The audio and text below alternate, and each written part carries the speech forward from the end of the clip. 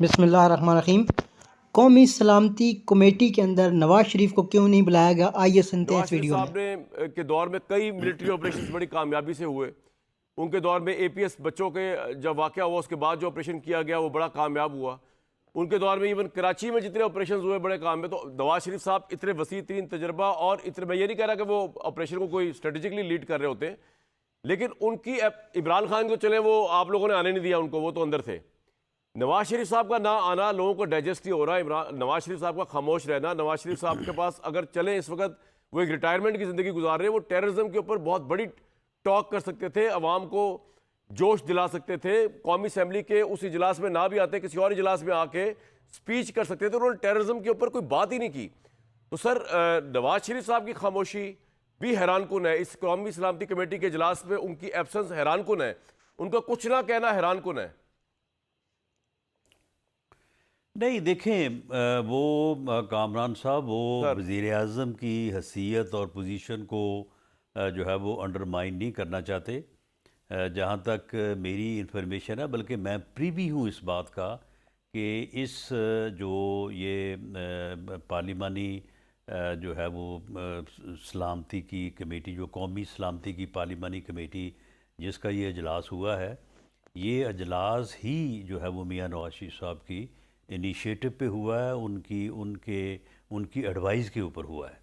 वो पूरी तरह से वज़ीर आज़म के साथ, हुकूमत के साथ जो है, अपनी पार्टी के साथ पूरी तरह से जुड़े हुए हैं और इसके तो ऊपर वो उनका आए क्यों नहीं पूरी सर? एक उनकी सिंबॉलिक इंपॉर्टेंस एडवाइस, तो होती है उनकी ना, वो क्यों नहीं आए कौमी असेंबली में उस दिन कमेटी के इजलास में? बहरहाल उन्होंने ये मुनासिब समझा कि इस कमेटी को या इस अजलास को जो है वो वज़ीर आज़म पाकिस्तान ही लीड करे। उनको लग रहा था कि प्राइम मिनिस्टर अंडरमाइन हो जाएंगे नवाज शरीफ साहब के आने से। यकीनन वज़ीर आज़म की हैसियत सानवी होती है अगर मियाँ नवाज शरीफ साहब उस मीटिंग में मौजूद होते, इसमें तो कोई शक नहीं है। अच्छा। और वैसे नवाज शरीफ साहब का टेररिज्म के ऊपर कोई ऐसी वो नहीं है कि उनकी कोई राय मुख्तलिफ है ऑपरेशन को लेकर या इसको लेकर?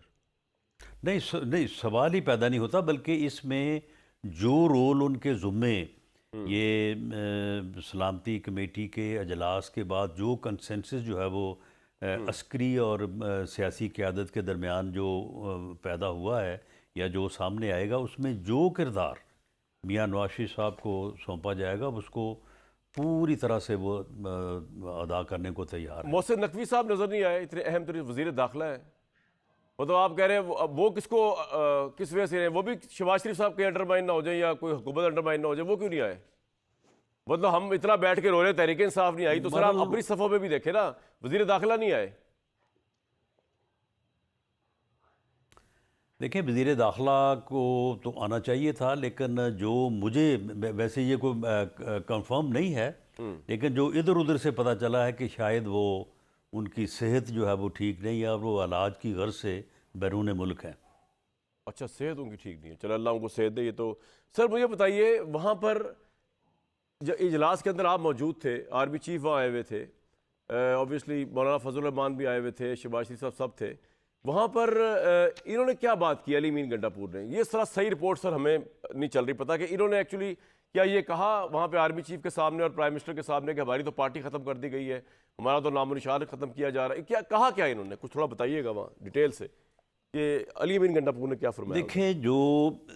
देखें जो मीटिंग का जब आगाज़ हुआ, आगाज़ में पहले वज़ीर आज़म ने जो है वो तमाम शुरका को खुशामदीद कहा और उसके बाद जो जनरल काशिफ अब्दुल्ला साहब हैं, उन्होंने एक बड़ी टैलेंटेड और बड़ी ही जो है डिटेल्ड जो है उन्होंने एक ब्रीफिंग दी कि क्या हो रहा है, क्या इससे पहले हुआ, उनकी दहशत गर्दों की क्या स्ट्रेटजी है, उनकी असेसमेंट के मुताबिक उनकी तादाद क्या है, उनकी ताकत क्या है, वो किस तरीके से उन्होंने अब तक उनके ख़िलाफ़ कार्रवाई जो है वो की है, आइंदा जो है वो क्या करने का इरादा है। तो ये उन्होंने को तकरीबन मेरा ख़्याल है कोई 1 घंटे के लगभग कोई जो है वो 60-70 मिनट की जो है वो एक ब्रीफिंग थी, वो उन्होंने दी। उसके बाद फिर उस चीज़ को क्वालिफाई किया चीफ़ ऑफ आर्मी स्टाफ ने। अच्छा। और चीफ़ ऑफ आर्मी स्टाफ ने फोकस कर दिया हर चीज़ को कि जी देखें, हमारा काम जो है वो वतन अज़ीज़ का दिफा है। हम बॉर्डर्स के ऊपर जो है वो मुल्क का, रियासत का दिफा करना हमारी ज़िम्मेदारी है। और ये जो दहशत गर्दी है, अगर ये अंदरूने मुल्क हो रही है तो ये हमारी सिविल लॉ इन्फोर्सिंग एजेंसीज़ का काम है। और इसमें जो है वो पुलिस का काम है, इसमें सीटीडी का काम है, उनको स्ट्रेंथन किया जाना चाहिए। लेकिन जब तक इसमें गैप है तो हम उस गैप को भी जो है वो फिल कर रहे हैं, और उसमें भी हम अपनी सेक्रीफाइस जो है वो पेश कर रहे हैं। तो उन्होंने इस चीज़ को फोकस किया कि इसके ऊपर जो है वो हमने सारी चीज़ आपके सामने रख दी, इसके ऊपर आप हमारी रहनुमाई करें। जी नाजरीन, तो अभी आपने ये सारी वीडियो देखी है जिसमें राना सनाउल्लाह साहब बता रहे हैं कि नवाज़ शरीफ साहब क्यों नहीं आए। हालांकि बहुत सारे हक़ाइक़ को छुपा दिया जाता है, लेकिन फिर भी वो क्लैरिफाई कर रहे थे कि किस लिए नहीं आए। अगर आपको ये वीडियो पसंद आई है तो चैनल को सब्सक्राइब करें, बेल आइकन पे क्लिक करें और वीडियो को शेयर करें। शुक्रिया। अल्लाह हाफ़िज़।